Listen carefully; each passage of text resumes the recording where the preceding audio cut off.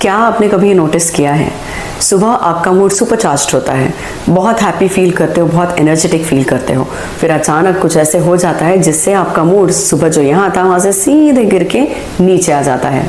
कोई कुछ यूं ही कह देता है जैसे तुमसे नहीं हो पाएगा, तुम ये क्या कर रहे हो, बातों बातों में एक सेंटेंस दे मारता है और वो सेंटेंस सीधे आपको हर्ट करता है और आपका मूड पूरी तरह से तहस महस हो जाता है। कई बार तो आगे वाला इंसान कुछ ना भी कहे, उसके बावजूद आप देखते हो आपका मूड पूरी तरह से खराब हो चुका है और आपकी जो एनर्जी लेवल थी वो नीचे गिर जाती है। मान के चलिए अगर आगे वाले को आदत है, आपके सामने वाला जो इंसान है, तो सामने वाले इंसान को आदत है मूड फ्लक्चुएट होता रहता है। You know, at times it's here, at times it's there, at times it's somewhere in between. और उनका मूड अगर हाई है तो आपका डेफिनेटली हाई होगा और उनका मूड अगर लो हो जाता है तो आपका लो होगा। भले ही उसके बाद उनका मूड हाई हो पर आपका लो ही रहेगा। ये क्यों होता है? क्योंकि आप खुद को या खुद के इमोशंस को उनके साथ कनेक्ट करते हैं। इस वजह से जैसे ही उनका मूड हाई, आपका हाई, उनका मूड लो, आपका लो। और कई बार आप इस तरह से नीचे चले जाते हो इस खेल में, इतनी आपकी एनर्जी लो हो जाती है कि आप ऊपर वापस से उठ नहीं पाते हो। इसका मतलब सीधा है कि आपने ये चीज़, यानी आपने रिमोट, आपके खुशियों का रिमोट आपने किसी और को दे दिया है। और एक बार अगर आपको ये आदत लग गई कि आपकी खुशियों का रिमोट किसी और को दे दो, बस उसके बाद क्या है, वो इंसान जैसा करेगा वैसा आपका मूड होगा। वो इंसान चाहे तो आपका मूड अच्छा रख सकता है, वो इंसान चाहे तो आपका मूड खराब रख सकता है।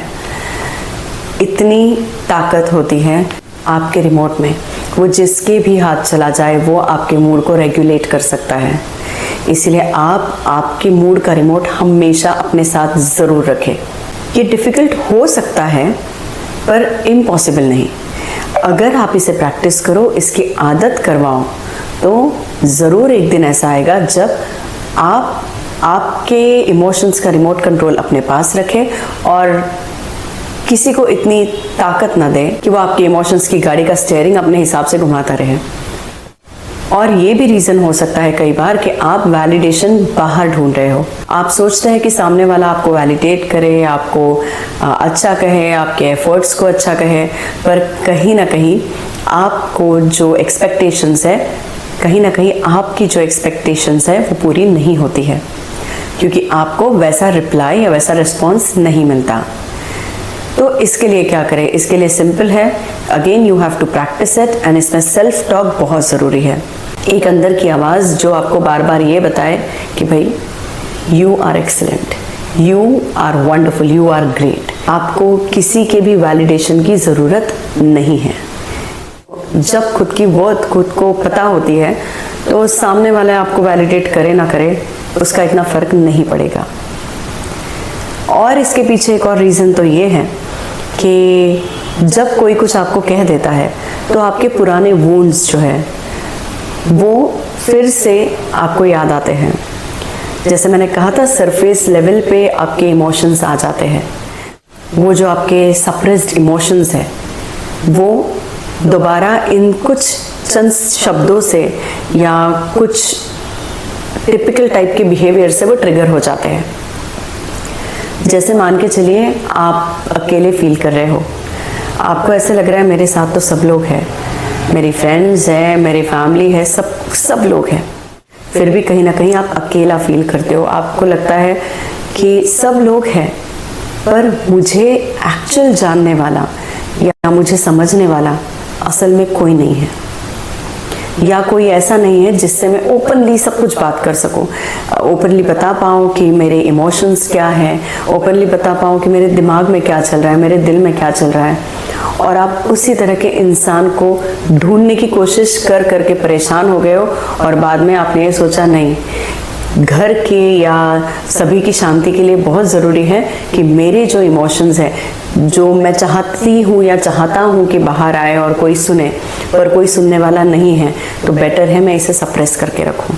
तो जब आप इन इमोशंस को सप्रेस करके रखते हो तो एक सरफेस लेवल के नीचे वो सप्रेस्ड होते हैं, बट अचानक कोई ऐसी जब बात हो जाती है या किसी का ऐसा बिहेवियर होता है जो उसे ट्रिगर करे, तो ये जो इमोशंस है वो सरफेस लेवल पे आ जाते हैं। यानी ऐसी बातें होती हैं जिससे आपको वही खालीपन, अकेलापन दोबारा महसूस हो। इसके लिए क्या करें? इसके लिए या तो आप किसी कोच को अप्रोच करें या कोई एक ऐसी फ्रेंड बना ले या ऐसा फ्रेंड बना ले जो सही में आपकी सारे इमोशंस को, सारी प्रॉब्लम्स को सुने। हर बार एडवाइस या सजेशन ही ज़रूरी नहीं होता है।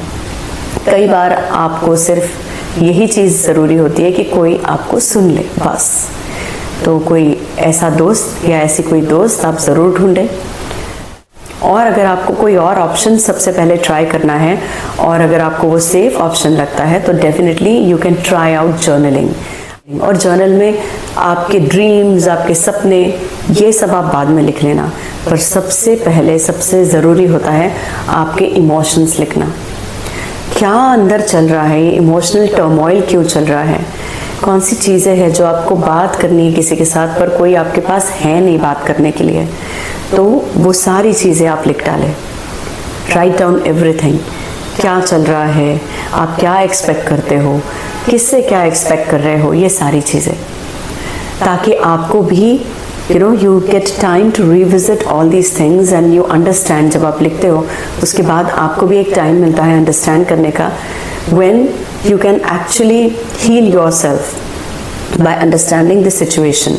ये एक्सपेक्टेशन बहुत ज़्यादा हो रही है, कोई बात नहीं, ये I can work out on this on myself। ये एक्सपेक्टेशन बेसिक है, बहुत ज़रूरी है, but let's see how it can be worked out. इसके साथ ही एक सजेशन आपके लिए है कि आपका मूड अगर इस वजह से ख़राब हो जाता है, अगर आप उनमें से हो जिनका मूड फ्लक्चुएट होता है, तो आपका मूड इस वजह से ख़राब हो जाता है क्योंकि आप ओवर थिंक करते हैं।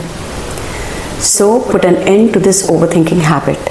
ओवर थिंकिंग से आपके प्रॉब्लम्स का सल्यूशन आपको नहीं मिलता है। ओवर थिंकिंग से सिर्फ नुकसान ज़्यादा होता है। वो नुकसान ये है कि आपकी एनर्जी, मैक्सिमम एनर्जी और अच्छा टाइम ओवर थिंकिंग में बर्बाद हो जाता है, एंड जो आपको सल्यूशंस मिलने वाले हैं वो नहीं मिलते। साथ में ही आपके जो ओवर थिंकिंग की वजह से जो मूड फ्लक्चुएट होते हैं, उसके वजह से आपके रिश्ते खराब होते हैं, वो अलग। और एक बात, अगर आपका जो मूड फ्लक्चुएशन है वो इस वजह से होता है कि आप खुद दिल की बातें किसी को बताते नहीं हो, आपका कोई फ्रेंड या आपकी कोई फैमिली मेम्बर सुनने के लिए रेडी है, they're all said that person is ready to listen to you, पर आप में ही आपने ही खुद एक हर्डल क्रिएट करके रखा है जिसे पार करके आप आपकी बातें किसी को नहीं बताते हो, तो ये तो आपकी प्रॉब्लम हुई। तो इसका यही सोल्यूशन है, set your self free, relax and start sharing. जब आप शेयरिंग करते हैं तो आप पे लोड कम होता है। कई बार मैंने सुना है मेरे क्लाइंट्स कहते हैं शेयर करके क्या होगा, ये तो मेरे प्रॉब्लम्स का सोल्यूशन नहीं देने वाली है या नहीं देने वाले हैं। But here let me tell you, आपको भले ही सोल्यूशन ना मिले, पर जो आपका बर्डन, जो आपका लोड हल्का हो जाता है, वो इतनी स्पेस क्रिएट तो ज़रूर कर देता है कि आप खुद का सोल्यूशन खुद निकाल पाए। So always remember to share, please share, sharing is very important. और ये जो फ्रीक्वेंट मूड फ्लक्चुएशंस है, इससे बचे। ये जब इन मूड फ्लक्चुएशंस को आप कंट्रोल में करोगे तो आपको हल्का महसूस होगा, आप सही डायरेक्शन में जा पाओगे, आप सही डिसीजंस ले पाएंगे, आपके रिश्ते अच्छे बने रहेंगे और आप भी बन सकते हैं आपके फ्रेंड्स एंड फैमिली के लिए एक रेडिएंट लाइट, जिसे देख के बुझा हुआ इंसान भी हैप्पी महसूस करेगा, अच्छा फील करेगा और आपकी एनर्जी भी अच्छी बनी रहेगी। आपका ऑरा बहुत पावरफुल होगा। When your aura is really powerful, आप आपकी प्रेजेंस से औरों को अच्छा महसूस कराते हैं। People feel like talking to you, coming to you। अगर आपका ऑरा फैमिली में अच्छा हो, अगर आपका ऑरा अच्छा हो, तो दोस्तों का मिलना अच्छा लगेगा। आपका ऑरा अगर घर में भी बना रहे तो your family will feel safe, warm and secure। और कौन नहीं चाहता सिर्फ हमारे प्रेजेंस से लोगों को अच्छा, वार्म, लव्ड और हैप्पी महसूस हो, है ना। इसीलिए keep track of your aura, that means आपके थॉट्स और आपकी feelings. Also for those who get affected by others energy, you know, उनके थॉट्स या उनके बिहेवियर अगर आप अफेक्ट होते रहते हो फ्रीक्वेंटली, सो ऑलवेज रिमेंबर इमोशंस का रिमोट प्लीज किसी को ना दें। प्रैक्टिस करें, इसकी आदत हो जाएगी। So keep track of your emotions, love yourself a lot and keep everything aside. आप खुद का जितना ख्याल रखेंगे, खुद के इमोशंस का, खुद की खुशी का रिमोट जितना खुद के पास रखेंगे, उतना ही आपके लिए, आपके मूड के लिए, आपके ऑरा के लिए, आपकी हेल्थ के लिए अच्छा है। So take care of yourself, love yourself and remote आपके मूड का, आपके इमोशंस का खुद के ही पास रखना ना भूलें। बाय। और इस वीडियो को ज़्यादा से ज़्यादा शेयर करें, एकदम सिंपल वर्ड्स में दिल की बात दिल तक पहुँचे। आज मैं चाहती हूँ ये दिल की बात और दिलों तक भी पहुँचे और लोगों तक भी पहुँचे और हम सब खुश रहे, हैप्पी रहे।